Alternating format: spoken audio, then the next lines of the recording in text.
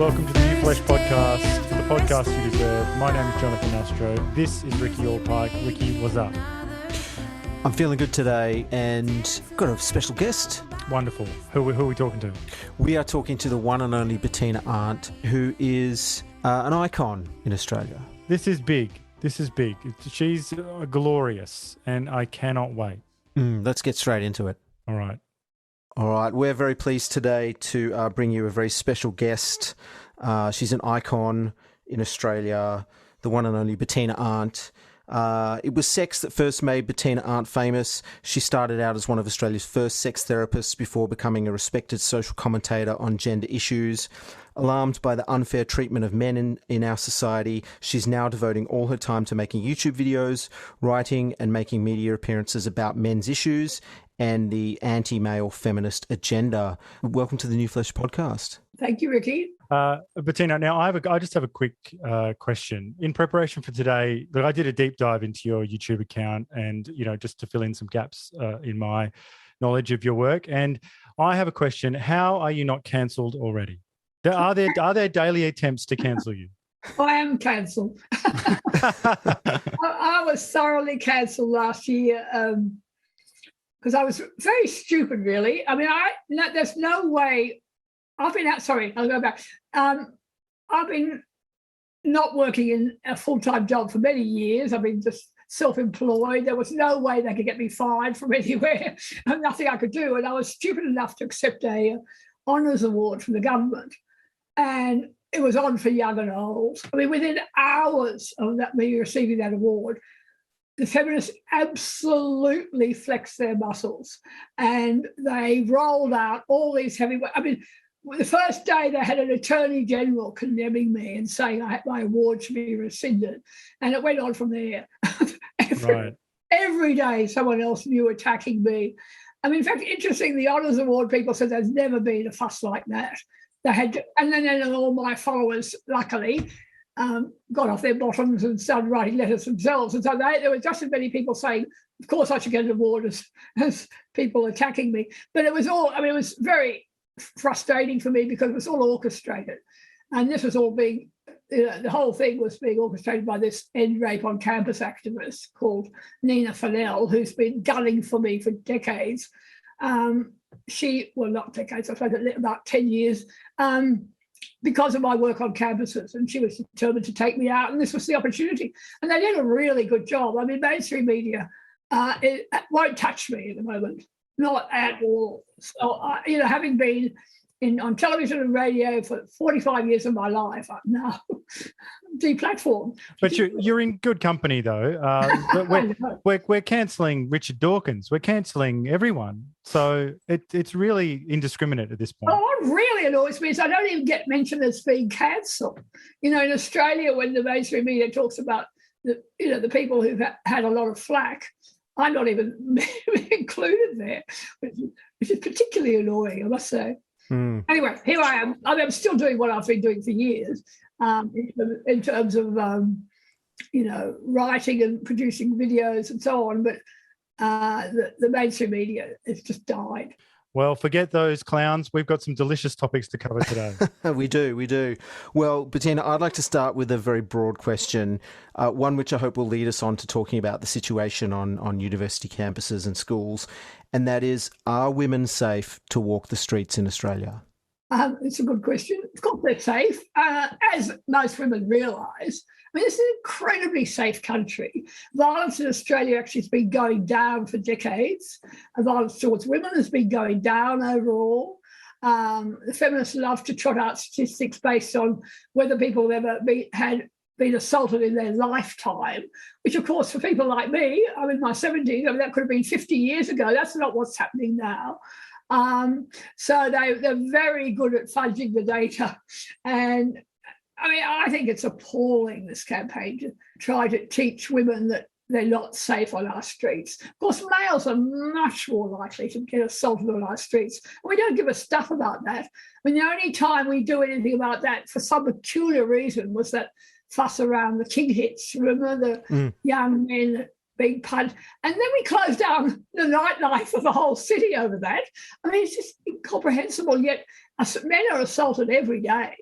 but no one gives it stuff. And women comparatively rarely, thank goodness.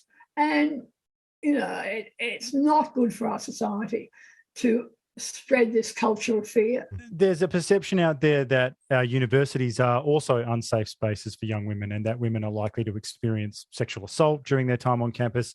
Now, I feel like we're led to believe that there's a sort of a Mad Men atmosphere going on in campuses in 2021. Where does this come from? Well, this is carefully cultivated. I mean, it took them most of the last decade to prepare the groundwork for this. It was a campaign that started in America. Of course, they did exactly the same thing in America, promoting the idea that there was a rape crisis on campus. This was under the Obama administration. And, of course, the person who absolutely championed this was Joe Biden. He took this up and ran with it and said, we have to change the culture of America, and the place to do that is on our campuses. And he required all publicly funded universities to set up tribunals to adjudicate rape on campus. And that was in response to this absolute fake campaign where they manufactured data claiming there was, huge incidents of sexual assault on campus. And if you look carefully at that data, it was all the questions were so stacked. Anything that had ever happened to you was regarded as rape. If you'd had a glass or two to drink, that was regarded as rape, whatever it was. And that's how they got those false statistics. But that was enough to set the whole ball rolling in America. And I just tracked this. I was writing about this at the time, and you could see it coming here. And you could see the first survey published by the Union of Students in Sydney, in Australia, claiming there was a high incidence of rape on campus, and then all the media took it up. So it went on. It was a deliberate campaign. And sure enough, they achieved the same thing in Australia. They bullied all our universities into setting up regulations to adjudicate rape on campus.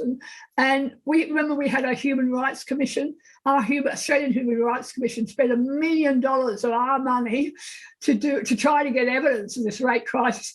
And it was a total fizzer. It was absolutely hilarious because all they got was 0.8% of people on campus that had experienced any sort of sexual assault using the broadest possible definition, like you being tricked into sex against your will, and it included being touched up by a stranger on the train to uni. It wasn't even involving other people on campus. It could be anywhere. So this was not campus rape. I actually went to, when this survey was announced, we've got a very good crime statistics organisation in New South Wales, the Bureau of Crime Statistics, and they pulled out the data showing universities are 100 times safer than the rest of the community on average. I was going to ask that about what's the connection between the numbers in broader society and the university. As is logical. I mean, if they aren't safer, there's something wrong with our society, because you're dealing with really well-educated people, and you'd hope have been thoroughly inculcated in the modern culture about respect for women and so on. I mean, of course, they're really safe places compared to an Indigenous community back of Burke or somewhere. I mean, we know where the high incidence of assault is, and that's precisely in those sort of communities and in certain other ethnic communities, but not amongst well-educated young Australians on our campus. It was a total snow job. And so all they found was that really low incidence of sexual assault, and then they found sexual harassment, which was mainly unwanted staring. That was the major thing they found. And yet every newspaper, every magazine, every television station that next day said, crisis on our campus, sexual violence. They started talking about not sexual assault anymore, but sexual violence, which of course encompasses this harassment, this low-grade harassment. We used to call that ogling. Well, ogling, yeah. ogling. Yeah, but you're not under, a gaze is an assault now. Anyway, that's all they came up with. And I wrote to every university in Australia saying, why are you scaring off overseas students from coming into Australia by buying into this false narrative that there's a rape crisis. I mean, it just made no sense. It was hilarious because all the media units of the universities wrote these little Mickey Mouse answers back to me, which said nothing, of course. But everybody knows it was a total snow job. But they got their way, and that all these regulations were set up. And every week in Australia, young men are being falsely accused on our campuses. They go up before these kangaroo courts and they get done over. They get thrown out of university. They get publicly shamed. They get their whole education and their lives derailed, and no one gives a stuff. What's the course of action for someone in that situation, a young student who has been accused? Is there an avenue to appeal, or the course of action is don't do anything they tell you to do without getting proper help. Come to me. I mean, I'm having a steady trickle of students contacting me every year now. I've got about a dozen we're dealing with at the moment. Go to a lawyer. Don't go near those committees on your own, is my advice. And even though the university says you can't go to a lawyer, ignore that. The universities have no authority they had no authority for introducing these regulations. I mean, one of the key battlegrounds I've been involved in is talking to our university regulator, which is called TEXA, and pointing out that all the evidence is they overreached their authority in setting up these regulations. Under the higher education regulations, they're required to treat students equally.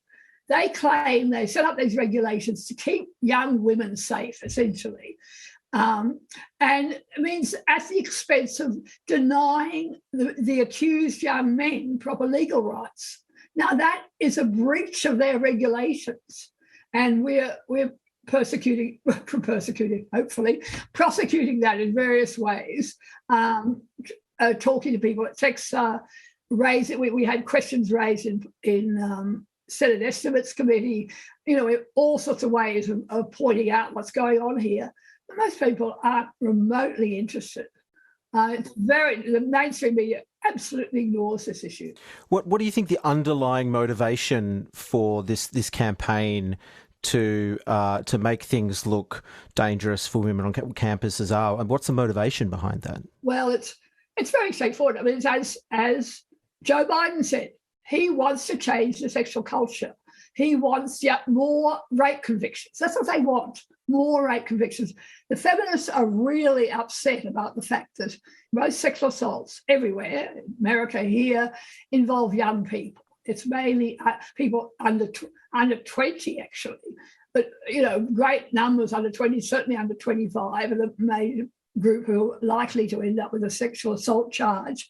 And what really annoys the feminists is that if, a young couple, maybe they've been dating or maybe they've just hooked up together, have sex, she accuses him of rape, the jury doesn't know what to believe in these he said, she said cases. And we're talking about really severe penalties for sexual assault now. So they're not going to send a young bloke off to prison for 7 years or 10 years when they really don't know where the truth is. And so a lot of these cases fall down in the criminal courts, and which is a very good thing. Thank God we've still got decent juries in this country. But of course, the feminists here and in America decided we have to get them out of these criminal courts. We have to set up our own courts where young men are denied normal legal protections. They're judged on a different standard of proof. The balance of probabilities for a case like this, rather than, mental lapse, what's it called normally? Sexual assault normally has the highest level of proof required, but they've gone right down to the lowest. And these guys are denied legal help. They're denied the right to cross-examine witnesses. They're all the normal things you'd expect with a serious case like this withheld from them. And that's why they go down. They're thrown out of university. Some of the cases I'm involved with at present, we've actually just, which I'll be talking about very soon, we just had a win against Sydney University, which is pretty exciting. And we have another one going before the Australian Human Rights Commission. So we're finally, I have a group of lawyers working pro bono, taking legal action against the universities over the way they're treating these students. But incredible stories. One of them at University of New England, I made a video with this young guy actually with his mother. He wanted to make the video with me and I said no. He was quite happy to speak out, but there's too much stigma attached to having been accused of rape, even if the whole case has been thrown out, as was true in his situation. And he was accused by a girl who was very unstable, who was known to have mental health problems. She attempted suicide. Everybody in the college knew this was a slightly crazy kid. She makes an accusation which couldn't have been true. He was absolutely able to prove it. He didn't even find out this accusation was made for 5 months. The university allowed him to continue living on campus with this girl and did nothing until the next year when he goes back to uni in whenever it is, February. It turned out that the mother of someone who knew the accuser had a fit that he was still there and made a complaint to the university. And they removed him within hours, threw him out of the university in front of everybody. Everybody knew this was going on. And then eventually the girl withdrew her accusation. She wasn't even on campus then, withdrew the accusation. And he would say, oh, you can go back to uni now. I mean, that shamed this boy. He was a nursing student. He's lost a year of his studies. He's publicly humiliated. The cases like this are everywhere.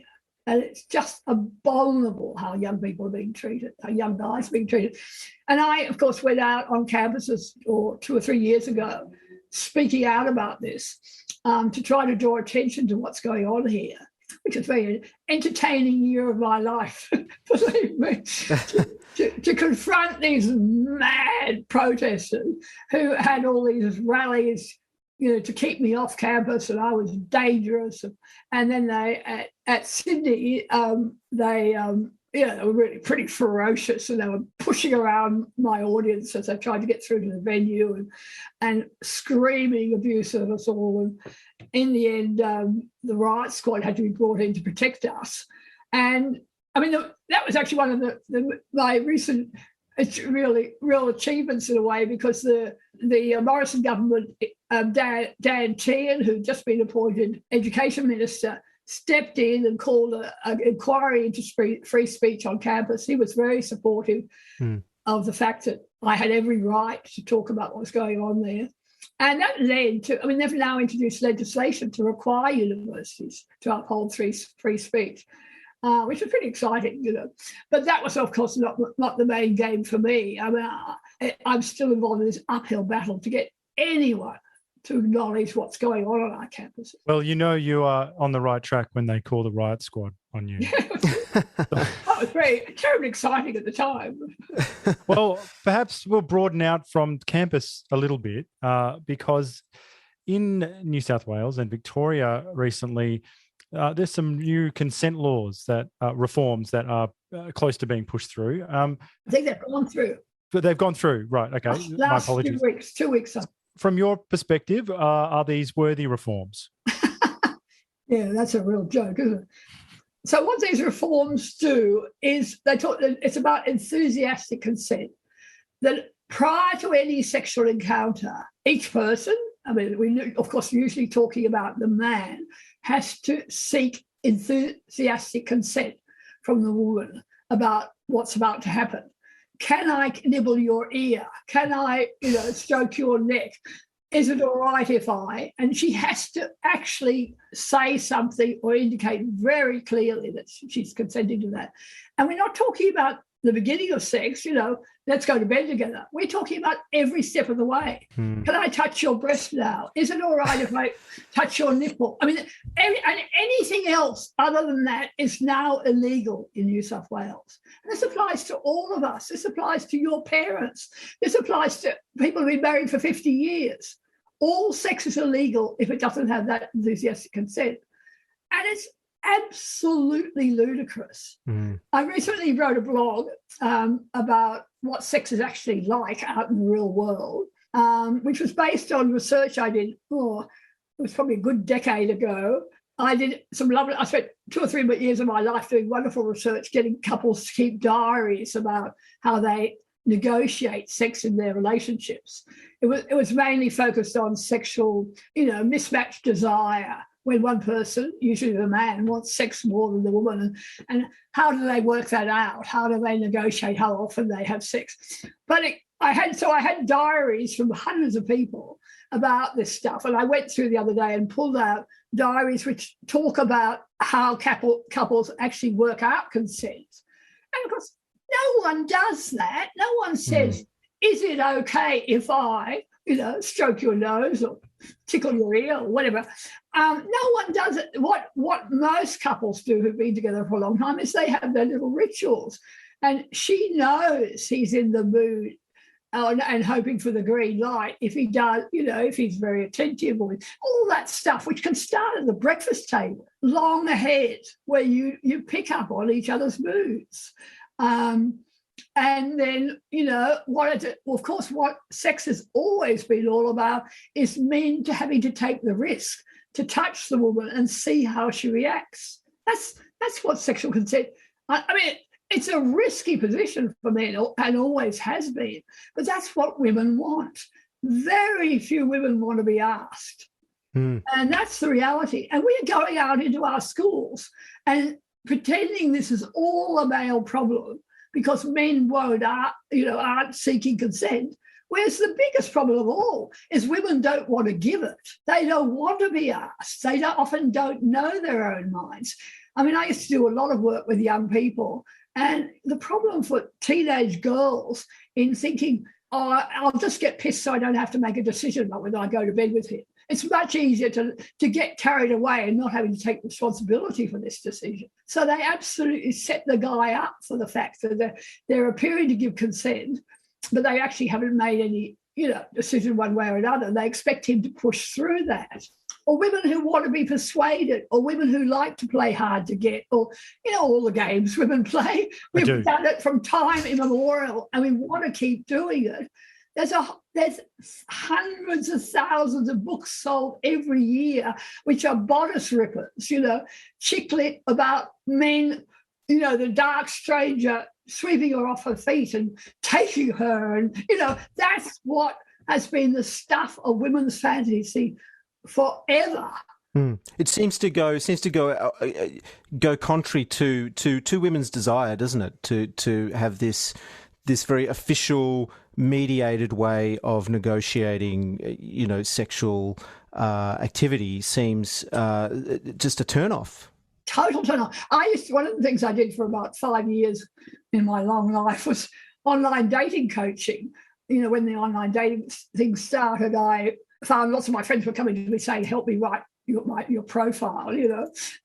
People didn't know how to do that. And of course, having been a journalist for 40 years, I found that very easy. Plus, I do know a lot about what attracts people to each other. I must say, I wrote wonderful profiles for people. And I spent, 5 years advising women on how these early dates and how the relationship was progressing. And God, there's no way those women wanted to have, if a man asked, can I kiss you? He was probably 9 out of 10 women would think he's a total nerd. Are we headed for the legal waiver, the date night legal waiver? Is that where we're headed? We're heading for a lot of lawyers getting a lot richer and a lot of men being falsely accused. This is just another weapon being handed to women who are pissed off with men in their lives. You have a hookup and you hope it's going to lead on to a wonderful relationship, but it doesn't, so you decide to punish him. Or your relationship breaks up and he goes off with someone else. This is the perfect way of getting at him. Nothing like a rape accusation. But this is also so confusing to me because, I think this affects absolutely everybody out there in the broader community. But if you are on the left and you're worried about, minorities, you're worried about new Australians, aren't people in, if you're new to the country and you can't understand the language, aren't you going to get in a bit of trouble with this? Oh, and how? Interestingly, I was talking to someone who's very involved with the campus rape stuff in America, helping families of accused young men. And there's quite a lot of evidence now that the males who are most likely to be accused are people new to our culture, are people who don't know the norms, who are people who are a little bit, don't know English very well, or a little bit uncomfortable socially because we behave differently from the way that they grew up. Talk about setting newcomers to our country up for trouble. They are prime targets, those guys. Well, then this is a bit of an own goal for the extreme left. Absolutely. One of the cases I'm involved in involves a young Mexican doctor who'd only been here a few months in Australia. And, oh, boy, was he done over. We are talking about that soon. But, you're absolutely right. It's particularly likely for males who haven't grown up in their culture. They're very vulnerable. Asian guys, whatever, Yeah, for sure. Well, just bring it back to education again. Recent statistics show that females account for a larger proportion of university graduates than men. Do you think there's a conscious or perhaps unconscious favouring of girls in school to help them pursue higher education? Oh, this has been nothing to do with a bias. It's been deliberate policy for well over a decade now, I think 2 decades, to give women or girls all sorts of extra help in all sorts of areas, but now more particularly in STEM subjects, special programs, special teaching, special, whatever it is. And we have well over 60% of graduates are female. They are still promoting. It's just hilarious. They still have special entry requirements for women to get into engineering because they want more women engineers. They want more women firefighters. They want more women policemen. Whatever it is. They're just determined in the most ludicrous ways not to achieve parity. They want more women in everything now. Yep. Look at the lawyers. Or medicine. If it wasn't for some tinkering to try to achieve some balance, we'd have hardly any male lawyers emerging, hardly any male doctors. All these systems have been in place for years, so advantaging women at the expense of men. Feminism has got nothing to do with equality anymore. It's all about trying to win places for women and put men down. And that's why I'm no longer a feminist. But what I'm confused at is, are there any roles out there? If a woman can do the job, whatever it is, where are these workplaces that it is like some sort of BBC show, like set in the 60s or something, where it's like, because you're a woman, you can't work here. Like, where is this happening? It's not happening because it can't happen because that would be discrimination, and an employer would be hauled up before the Anti-Discrimination Commission. Right. It cannot happen. It's not happening. All these jobs are open to women, but we don't see women lining up to be garbage collectors, do we? Or to work on all the really tough, dangerous jobs that keep the society running. Absolute difficult jobs. And I wrote recently about firefighting and how some of the states now have tried to get 50-50 male-female firefighters, which is and they've absolutely lowered the entrance requirement to allow women to get in, so they don't have to haul those big ladders anymore, because otherwise most of them would be knocked out. Now, there's always been women in firefighting, and women who are tough, strong women who work really hard and get in and do a terrific job, and everybody acknowledges that. The same in the police force. But you're endangering the lives of other firefighters and of the community if you put people in those jobs who can't do it.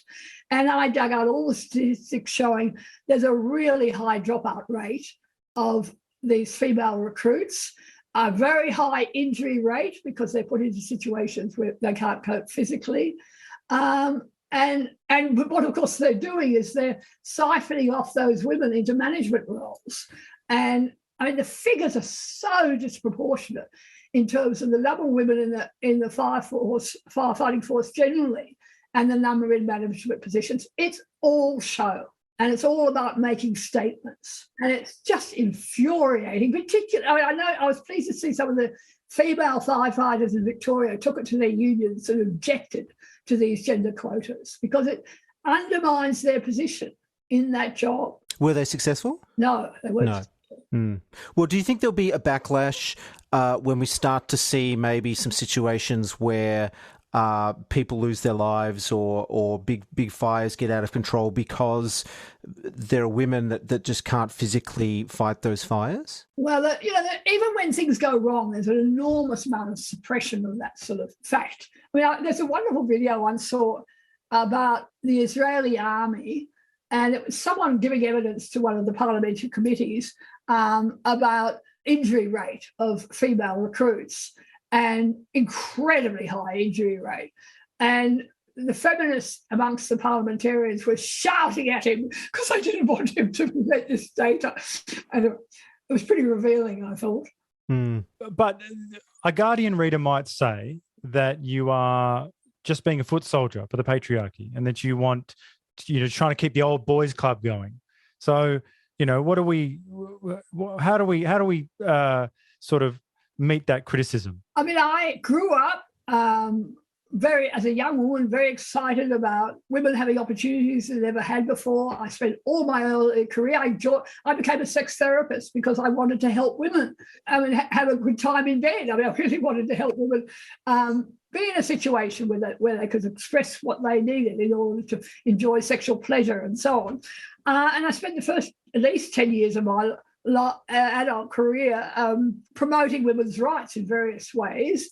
And then it gradually dawned on me that things were going overboard, that in Australia, we achieved many of the things I wanted for women pretty early. And we had a situation, as we said earlier, that you cannot discriminate against women in the workforce. They are required to be paid, not on the basis of what genitals they have, but on their work experience and their, job history and all the other things that you actually allowed, thank goodness, to take into account when you employ someone. And of course, that's why we have a gender pay gap, because women work so many fewer hours over their life history than men do, and they take time out to look after their children. They work. All of that plays into the fact that women aren't going to earn the same as men, who are often locked into working extremely long hours because they're paying mortgages. They don't have choice about the sort of hours they work. Anyway, it's a long story, but I changed my view about feminism and about equality because I saw what was happening around me. I wanted a level playing field. I didn't want a situation where men are constantly denigrated, constantly denied opportunities to give women opportunities that they haven't achieved on their own merits. Now, Bettina, I have a 3-year-old son, and I'm very concerned about the kinds of things that are going to be said to him later on in his school life.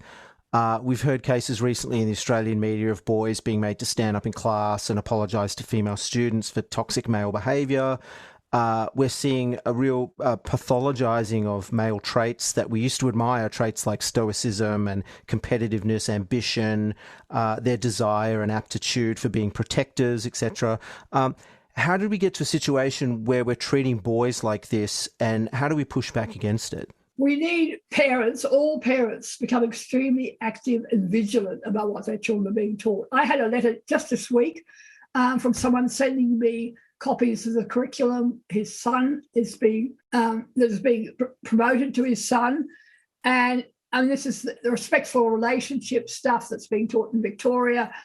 But it's actually throughout the school system. Men are being taught that they are violent. Boys and girls are being taught that males are not always the ones who are violent. That males have to apologise for their violence. That, toxic masculinity leads to aggression towards women. All this stuff, ideology being taught from a really early age, and we have allowed this to happen. And parents who are allowing their boys to be taught to be ashamed of being male have to start to look carefully at what's going on there and stand up against the education authorities that are allowing this blatant propaganda to end up in our schools. But it's throughout our schools. Funnily enough, it's part of the domestic violence funding. And that's how they've managed to achieve this. They got literally billions of dollars to protect women from domestic violence, and they've, through a real sleight of hand, used that to claim that the domestic violence is all about respect for women. And, you know, if we taught it's all about misogynist attitudes for women, then we therefore have to start with your 3-year-old, teaching him to be ashamed of being male and teaching him to take responsibilities for his violence. They've got this stuff into schools through that massive funding we've poured into domestic violence prevention. It seems to not acknowledge the fact that that women may play a part in domestic violence as well, because you do see men being victims of domestic violence. We have had 40 years of research, 1,700 peer-reviewed papers, which say that most domestic violence is not a male, a father, terrorising his family. Most violence in families is two-way. And the women are actually more likely to instigate violence than the men are. The consequences are different because men are bigger and stronger. So women are more likely to get injured when they start hitting each other. But women are right in there being violent towards their partners and towards their children. Just this week, I've just written a blog about child abuse and the fact that mothers are much more likely to abuse their children than fathers are. When do you ever hear that? When do you ever see that? Our official stats bodies, the Institute of Health and Welfare, announced in 1997, a quarter of a century ago, that they weren't going to publish the gender of perpetrators of child abuse. Now, how do you justify that? And how do they get away with that for a quarter of a century? It's because they want to promote the idea that men are the violent ones in our society, and they simply whitewash women's violence. And the sad thing is, it's the kids that suffer really from all of this. You know, we have really good data actually. Funnily enough, years ago they did a survey where they asked young people, teenagers, whether they'd ever witnessed violence from their mums to their dads or their dads to their mums. And they were within a percentage point. They were almost exactly, the likelihood of having witnessed, one or the other of those was almost equal. And the Institute of Criminology, in writing that up, omitted the data showing that just as many that kids were seeing their mums abuse their dads as the other way around. They left that out. They said, oh, look how shocking this is. 1 in 4 kids have seen their fathers abuse their mothers. And they left out the other side of the equation. I mean, it's just extraordinary. These ideologues must have those awkward moments all the time. They must have those awkward, like that meme of Hitler, getting the bad news in Downfall.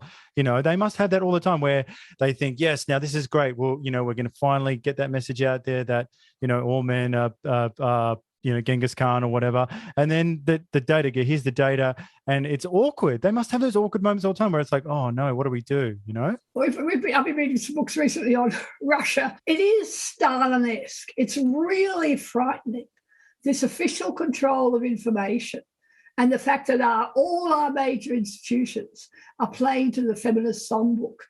And I mean, you would have thought I've actually had the odd bureaucrat contact me saying, I'm very uncomfortable with how data is being manipulated.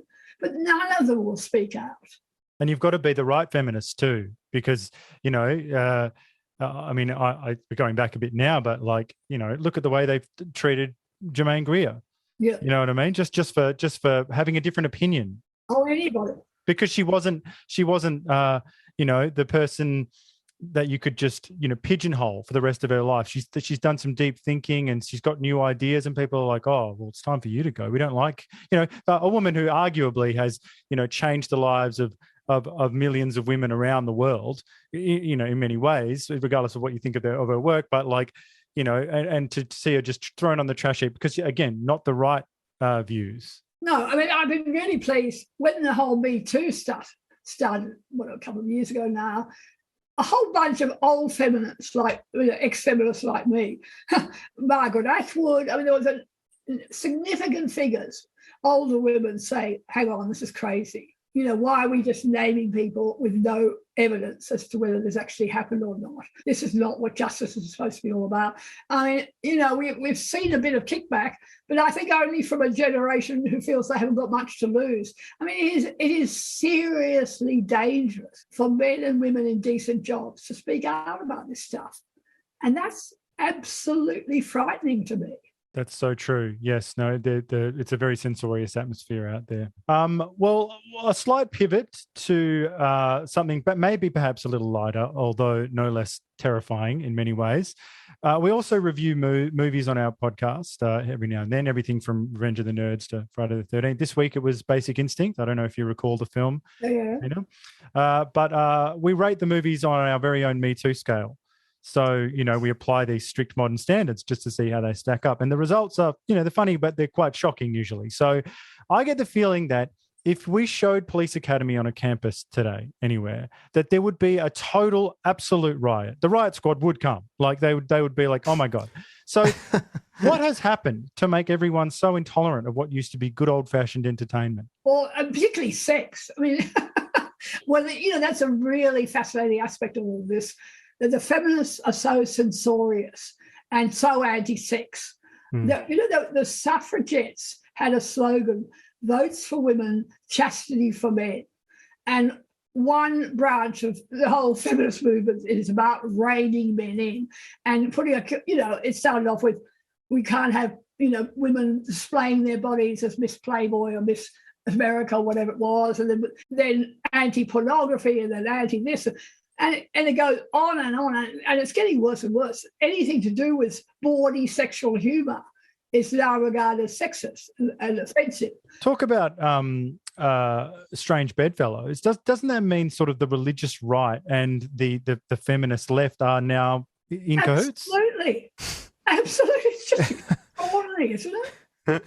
It's bizarre. It's really bizarre and creepy and weird. Totally creepy. And, look, there's always been women who enjoy being outrageous sexually, who telling sexual jokes, flirting. They like having men come onto them. They don't want to be in workplaces where no one ever dares wink at each other.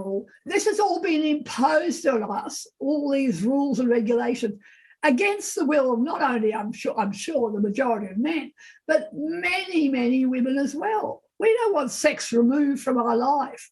We don't want eros and flirting and bawdy humour removed from our lives. Who in the hell are these people telling us we're not allowed to enjoy that anymore? I'll tell you who they are. I've got a little couple of excerpts here from Mary Claire. They did a list of the best 80s movies. I'll just give you three. So this is what they tell you what the best movies are of the 80s, but they give you a little warning just in case. So Beverly Hills Cop. It's got a little note here: misogyny, homophobia, racial slurs, and racism. So stay away from that. Broadcast news, discussion of sexual assault. And the next one, Raiders of the Lost Ark, consent, misogyny, animal cruelty, and torture. So they're just letting you know that these are the things. These are good movies, but, just be aware. But you look at Netflix. I mean, during the lockdown, we tried again and again to find something watchable. They're all woke. Yeah, it's so true. There's no decent blokes in these movies anymore. Yeah. There's all these wimpy guys groveling to women, and strong, powerful women treading all over them. I mean, it just makes me puke. Well, Bettina, I actually took my son earlier in the year to the cinema for the first time. He was only 3, and we saw a new Disney movie called Maya and the Last Dragon, and there were virtually no male characters in the movie at all. There was no love interest. There was no strong sort of male counterparts to the female heroines. It was all females, all kicking butt, all solving the problems, and men were just nowhere to be seen. And what really annoys me is in documentaries and films and so on based on historic events, they will always, you see Chernobyl? I mean, there were scientists, and of course the good scientists, they had made a woman. I mean, they just manufactured her because anyone with a white hat now has to be a woman, and the evil people are always the men. No matter what historic basis they for it or not. I mean, I am sick to death of women. But I'm Tina, sick to death of female heroines, you know. but Tina, is this what women want though?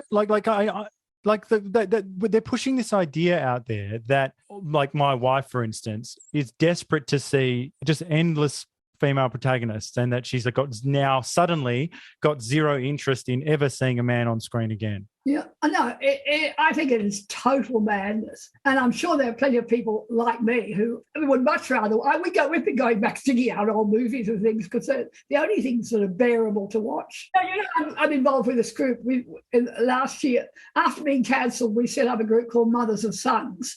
And these were all women whose sons have faced incredible injustice in all sorts of situations in the family court, or rape accusations or whatever it is. And so using the mums to tell the sons' stories. We thought we might get some traction with the media.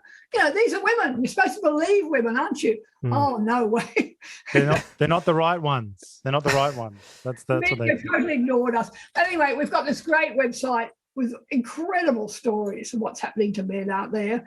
But I mean, all those mums, I know they all agree with me that they just can't bear all this stuff. If you enjoy what we do here on the New Flesh podcast, there are a number of ways you can contribute to the success of the show. Consider supporting us financially by becoming a Patreon member and donating monthly or yearly. Alternatively, you can donate money through the Buy Me a Coffee platform. If you're strapped for cash at the moment, there are other ways to support the New Flesh. You can give us a rating or review on Apple Podcasts. These really do help others find our show and help spread the word. Or you can just simply tell your friends about us. Back to the show. What I wonder, Bettina, is feminists, ultra hardcore feminists out there, they're having children, they're having sons.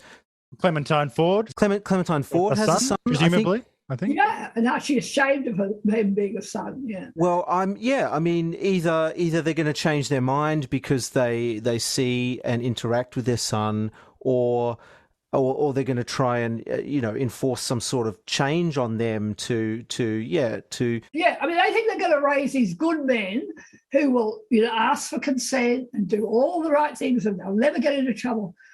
Well, I wish I would be around in 40 years to see how that works out. The assumption that if you stay on the straight and narrow and do the right thing, you can never face a false accusation is total crap. I mean, there are males who behave decently and well towards women all their lives, who then encounter a woman who's angry with them for some reason and who will come up with a false allegation. It's happening everywhere. So before we leave the screen, just thinking about male desire, since we were watching Basic Instinct this week, it really did occur to me that, I wonder if male desire has been stigmatized today. For example, on one of the latest Bond film, is on the internet, they talked about that the word Bond girl was banned from set. No one was allowed to say Bond girl. And my wife and I noticed that all the major female characters in Bond, for instance, were either asexual, mumsy, or completely masculine. Do you know what I mean? So do you feel that male desire has been stigmatized? Oh, totally. And as I sort of mentioned earlier, I think it's a very deliberate tactic. And I mean, it's a really sad thing for men because there's a growing desire gap between men and women, and the researchers have been tracking it for the last few decades. So more and more women are going off sex, and more relationships end up with no sex at all or very little sex in their relationship.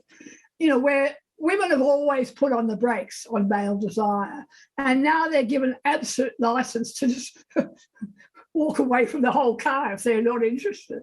I mean, just to say, that's it. I've encountered couples where, second child was born and she said, that's it, I'm not interested. No sex for the next 20 years. Wow. And it is tragic for men. And these are men who love their wives and who end up feeling totally, it's really degrading to have to beg for sex. Is sex really that much of an ordeal for women? It's made out to be this the big thing, and I'm not talking about rape. I'm just talking about sex between husband and wife, for instance. Well, see, I've always argued that it's one of the areas where you need to negotiate in any relationship, and you do things you don't always feel like at the time. I cook meatballs, so I don't really like them, but he loves meatballs, so I'll do that. Whatever it is, we do that in all sorts of areas of life. And the feminists have always argued that sex is different. You can't suffer through unwanted sex. No, I'm not suggesting you suffer through unwanted sex, but I'm saying you talk yourself into wanting it. I mean, when I wrote a book called The Sex Diaries, and it wasn't my idea. It was an American therapist who talked about the idea of just doing it. And the concept is about the fact that, well, it came from a Canadian gynecology professor did a whole lot of research on women who never experienced sexual desire. And when she really examined them in detail, she found that many of them reported they can enjoy sex and they can, so they can go in and have pleasurable sex without any desire in advance. Two conditions need to apply. One, they need to be with a man who knows how to make love to it. I mean, no point.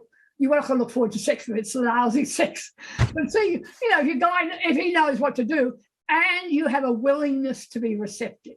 And that's the key point. If you know, okay, I don't feel like it now, but give me half an hour and we'll watch a bit of telly, we'll do something and then I'll relax. And I can know that once, I talk about putting the canoe in the water and get started. Once that canoe is in the water and you let yourself relax, desire will kick in. And this is a concept where if you talk to women about it, many of them know that.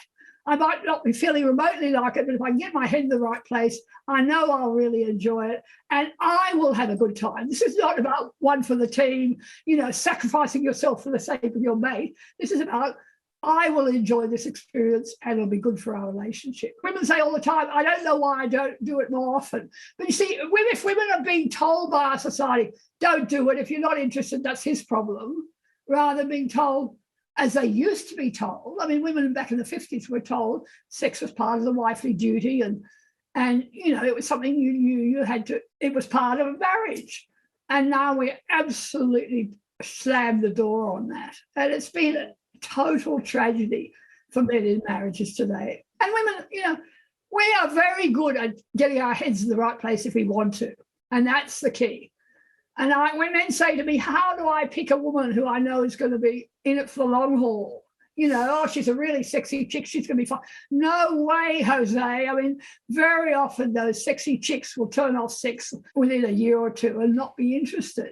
You need a woman who has the right ideas in her head about the importance of sex in a marriage and about a spirit of generosity where she will make the effort to keep sex alive in her head so that she is willing to give pleasure.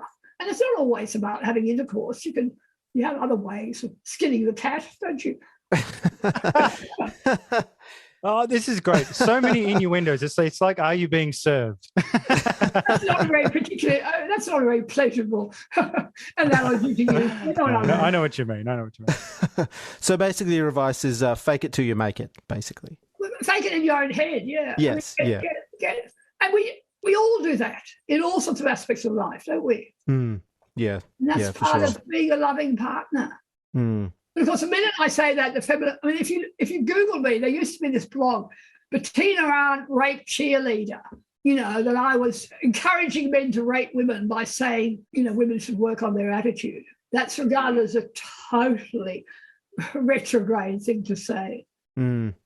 It seems to ignore the power that a sexual relationship can have for keeping couples together and keeping love and respect between the two. It's about a connection. Look, every man knows he can masturbate. It's not about getting your rocks off, is it? It's about wanting that connection. And you don't want to live with a roommate or your sister. You expected part of that ongoing relationship, whether it's a marriage or, live-in relationship, you'll be lovers. And without being lovers, what have you got left? That's so true. Well, I wanted to turn focus now to the family and discuss a topic that you've been exploring for a while, and that is supervised contact between divorced or separated dads and their children. For those who don't know, supervised access is a system in which children that are in risk of abuse from either parent may have contact time in a safe and monitored environment. But in many cases, supervised access is warranted, but has become the default when there's unsubstantiated claims of domestic abuse made against fathers. How prevalent do you think false or exaggerated allegations of abuse are towards fathers? And what effect do you think that's having on dads and their kids? Well, false allegations have become the weapon of choice in family law battles. We've had judges speak out saying that they're out of control in terms of the number of people making accusations which are never properly examined. They mean, as a result of that accusation, the man gets removed from his home. He often can't see his children for years. The fact he's had an allegation of violence used against him is used to gain more leverage in property battles, to gain more, less access for him when it comes to the ultimate decision by the court. I mean, it's a really powerful weapon to use against a man. And magistrates have been surveyed saying, and they uniformly acknowledge this is right throughout the system. I've had policemen come to me saying police are really resenting having to impose unjust laws when they know many of these allegations are false. It's everywhere. And the child contact services is part of this whole problem, because if there's any allegation, the judge or the judicial officer making the decision about interim custody, before any allegation has been tested at all, will not allow the man to have any direct contact with his children and will require him to have supervised contact, which means he might have to pay up to $300 a session to see his kids, to have some stranger in the room writing down everything he says. And not even writing down everything he says, distorting the reports that are ultimately given to the court to make him out to be a bad parent and to only report things which make the man look bad. I mean, I wrote last week about what's happening in our child contact centres, and they're an absolute scandal how that whole experience is being used to drive men away from their fathers and to teach children that their fathers are dangerous. How is it we've allowed this system to be set up across the country and no one is objecting to what's happening to dads and happening to children who are losing their fathers as a result of that? And does this process ever move to self-management between two parents? Because it seems like an endless cycle until the child gets to 18, you know? Well, it doesn't last that long because most kids won't go. I mean, what 14-year-old go and sit in a room with a few toys, you know? I mean, sometimes the supervisors can follow the people around as they go to a park or to, there are other ways of it being done, but it still can be very intrusive. I mean, there are people who work hard to make sure it's not an onerous experience and to stay out of sight and to do the right things for the dads. But there are others in the system who are absolutely out to destroy the man's relationship with their children. And they work in cahoots with the women women who are trying to get dad out of their children's lives. And that's just shocking. Is that part of the industry, is that regulated, this supervision thing? Well, there's an enormous industry run by, some of which goes to the big government sponsored organisations like Relationships Australia, which can be just as bad as an unregulated place. But there are also all these cowboys making a fortune out of charging these excessive fees to run these services. And they can also treat men abominably. There are good people in the system, but there are heaps of people who are working, as part of a team with the mothers to make life difficult for dads. And you mentioned the whole business of it's supposed to be an interim phase, moving on to self-managed, decisions around caring for kids. It very often doesn't happen because dad gives up. Kids don't want to come anymore. He can't afford to keep paying those sort of fees. It's just too distressing for the dads to see every week the children being more afraid of them, more convinced that they're dangerous. There's ample research showing it's not working as an interim measure. It tends to be something that is set in and doesn't lead on to anything.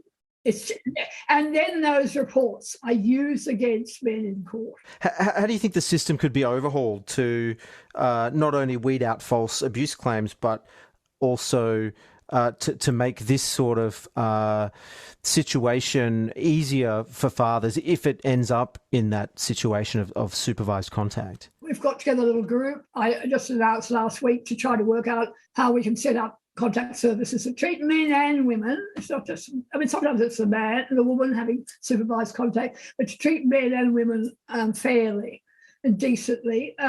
So we're exploring that. We're exploring ways of teaching men and their lawyers to do a better job resisting supervised contact in court rather than allow the women's lawyers to just railroad them into supervised contact. We need to teach judges. Judges are being fed all this information, reinforcing the idea of dangerous dads, rather than talking about the research which shows, as I mentioned, that children are more at risk from their mothers than their fathers. How is it we allow just one-way propaganda when it comes to education of judges and nothing in terms of the proper research showing the real incidents of domestic violence in homes, the real incidents of child abuse, women's role in family violence. All of this is being suppressed. We've just got a couple more questions left, Bettina, but did you want to expand on your work with mothers and mothers of sons a little bit? Yeah, as I said, the idea was to get mums to tell their stories, and we've got videos and we've got written stories by mothers of what's happened to their sons. You know, the 18-year-old guy who was accused of rape on his birthday, the day after his birthday. Incredible story. The mother talks about the fact that he ended up briefly in prison. It was just horrendous for them. And in fact, the evidence was there to exonerate their son for months and months and months before they actually ended up in the courtroom, where it was revealed there was DNA evidence showing this girl had DNA from 2 other men in her vagina on the night in question, and not from the son who'd been accused. And that family walked out of that courtroom and the jury was there clapping at the fact that the boy had been exonerated. And this family wanted to charge the woman with making false allegations. And they were told by the police, we are not allowed to do that.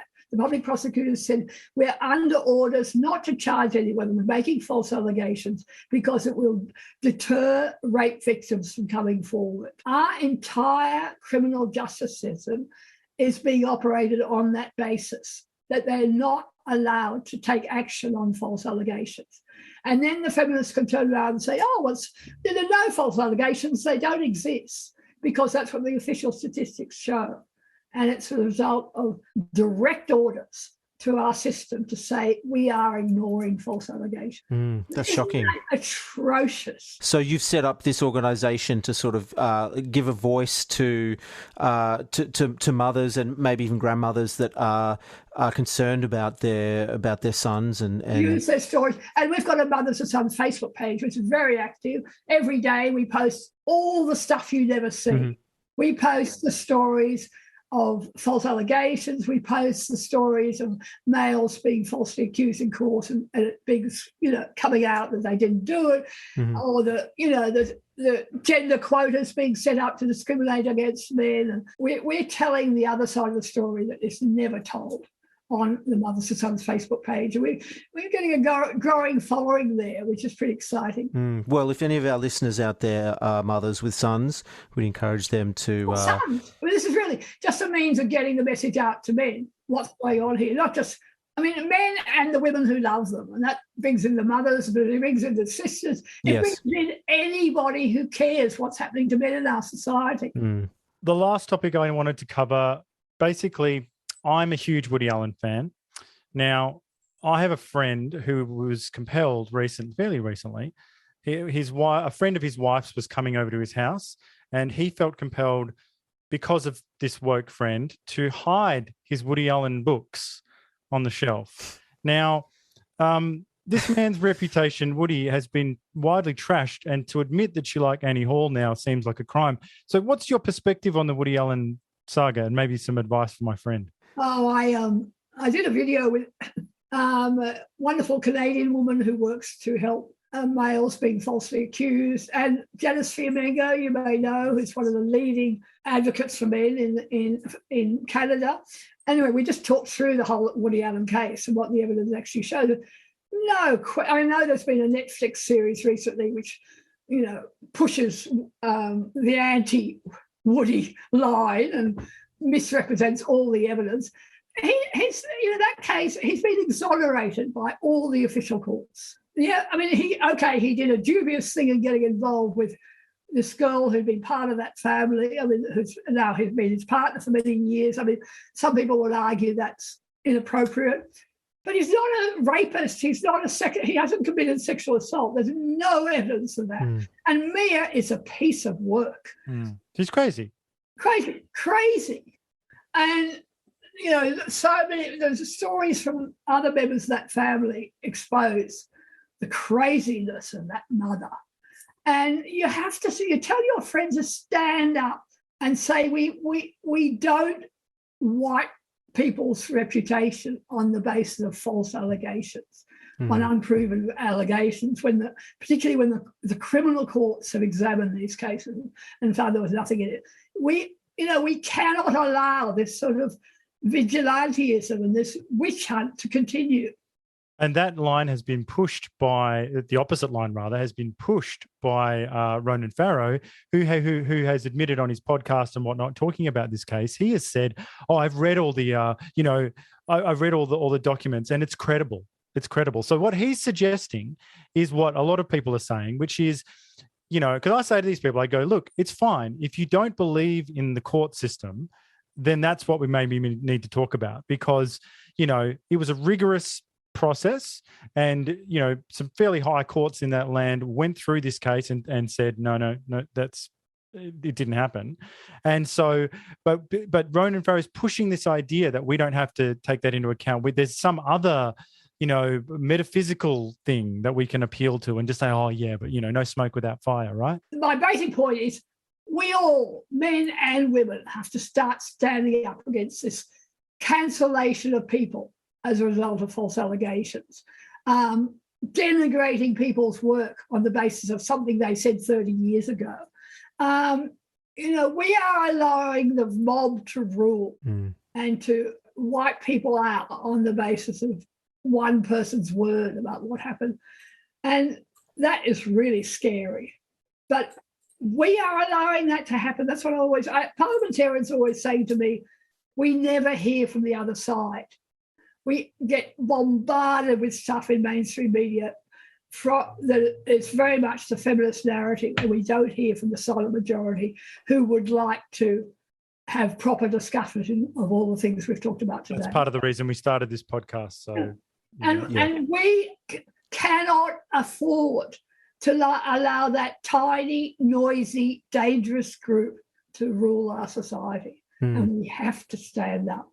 Well, Bettina, we've just got a couple of short questions left. You're an Australian icon. You've been interviewed on TV, radio, around the nation for decades. Your writing's featured everywhere. Your YouTube videos get heaps of views, and now you've dipped your toe into Substack. What made you move into that platform, and how can we sign up? Well, I've been writing a newsletter for years, just for my followers, and I decided to go make it more public on Substack. I'm still basically making it free for most people. I occasionally publish something for my paid subscribers, but it's free. For most people who want to have a look at it, you just go in, look under my name, and you find it.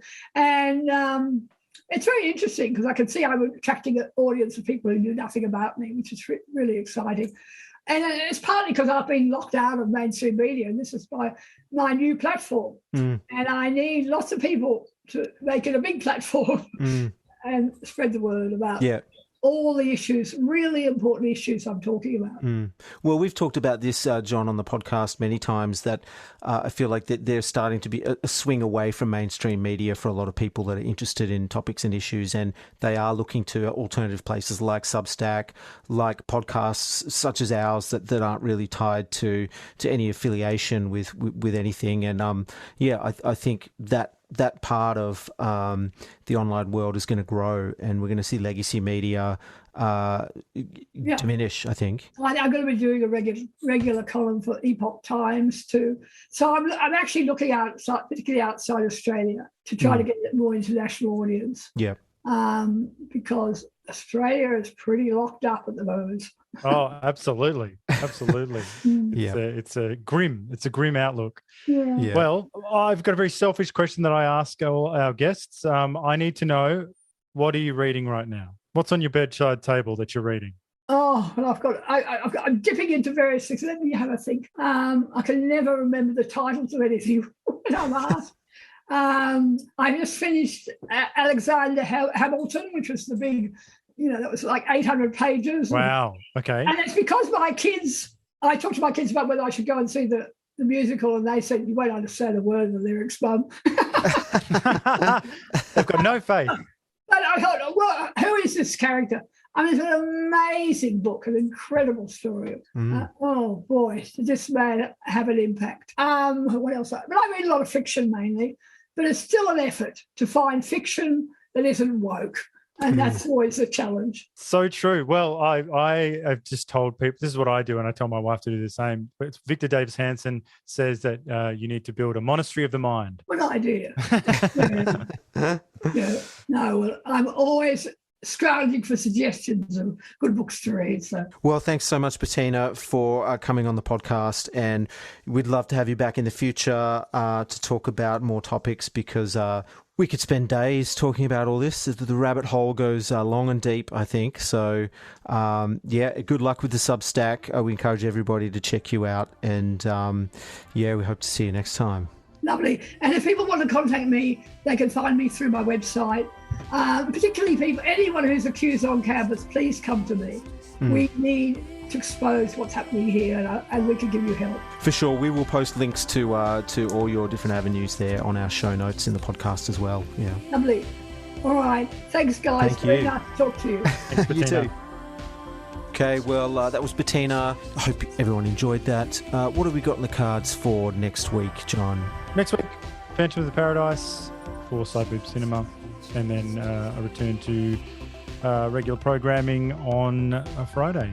So, yes, very good. Sheila will probably have some spicy news for us, I would have thought. Well, she's got 2 weeks to prepare now, so we better get some hot news from her. All right, well, we said what we said, and so did Bettina.